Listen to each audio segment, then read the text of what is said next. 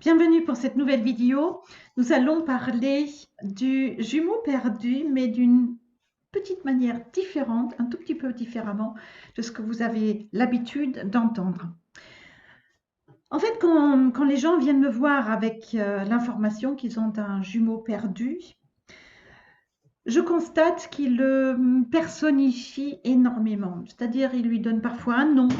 Ils parlent du jumeau comme une réelle personne qui les a abandonnés. Le problème est que plus on parle du jumeau, plus on lui donne plus on crée ce personnage et plus on parle du fait qu'on a été abandonné, bah plus cette blessure grandit et devient insupportable, hein. Elle prend de plus en plus de place. En réalité, ce n'est pas le jumeau en tant que tel qui est le problème.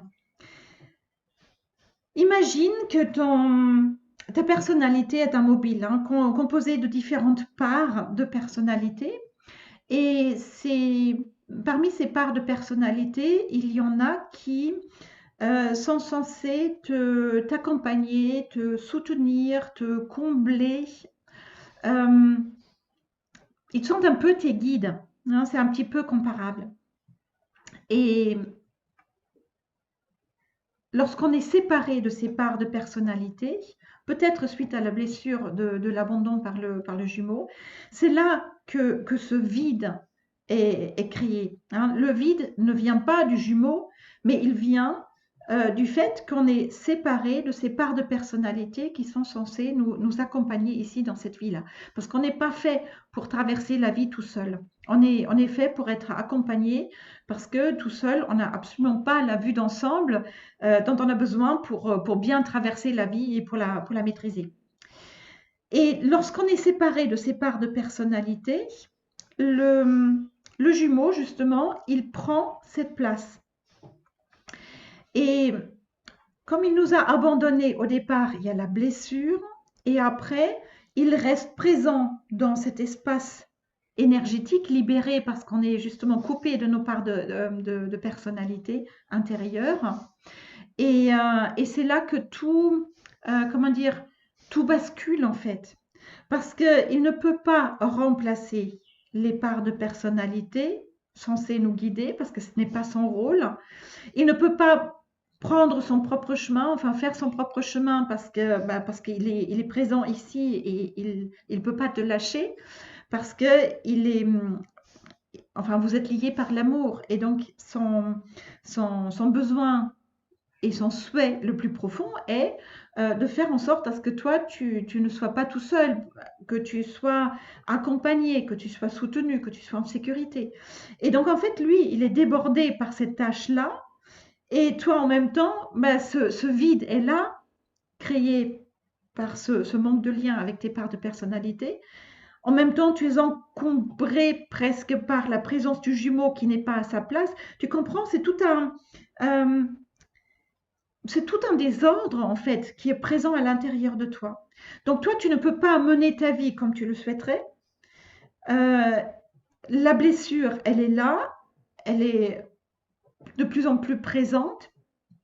Tu ne peux pas te connecter aux jumeaux parce que tu es blessé. Et donc finalement, c'est une situation sans issue. Alors, pourquoi est-ce que tu es coupé de tes parts de personnalité?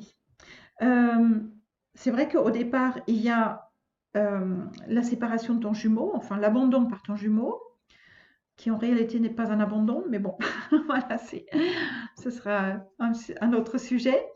Et, euh, et très souvent, il y a comme un malentendu au départ, il peut y avoir aussi tout simplement la peur de s'incarner, qui fait que voilà, ces parts de personnalité qui auraient dû naître vraiment avec toi en étant un, bah, voilà, vous vous êtes séparés et du coup, bah, il y a ce vide qui en a résulté. Voilà, donc le jumeau ne peut pas partir hein, parce qu'il ne peut pas te laisser seul, il ne veut pas te laisser seul.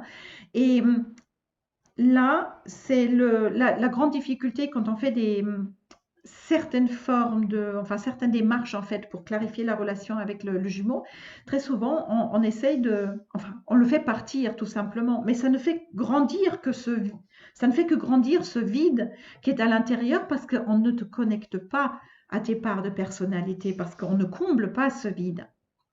Et dans mon travail, je fais justement les deux, hein. C'est-à-dire d'un côté, on clarifie effectivement ce qui s'est passé avec le jumeau, on fait en sorte à ce que ce lien d'amour soit de nouveau consolidé, mais l'essentiel du travail, c'est en fait cette reconnexion avec les parts de personnalité et du coup aussi avec ton potentiel, tes propres ressources. Et ce qui est intéressant, c'est très souvent les gens avec lesquels je travaille, au départ, ils me disent mais à quel point ils en souffrent de son départ. Et finalement, 1 heure plus tard, ils me disent mais en fait, c'est chouette s'il est là, mais ce n'est pas un problème s'il n'est pas là. Je peux communiquer avec lui si j'ai envie, mais je n'ai pas besoin de communiquer avec lui. Et c'est là qu'on voit. Enfin, c'est ça vraiment le résultat lorsqu'on est de nouveau un à l'intérieur de soi, quand on est vraiment comblé, quand on est de nouveau une seule personne avec toutes les parts qui te composent. Et c'est là que le jumeau, il peut prendre sa place à l'extérieur de ton propre système. Vous pouvez communiquer, mais ce n'est pas une obligation.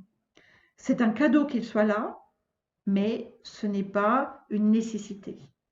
Et c'est là que ta liberté commence. C'est là que tu peux te connecter complètement à ton potentiel, à tes ressources, et tu peux vraiment faire ton chemin, étant guidé par toi-même, hein, par vraiment ces parts à l'intérieur de toi, et ayant en plus l'amour, l'accompagnement de ton jumeau si tu le souhaites.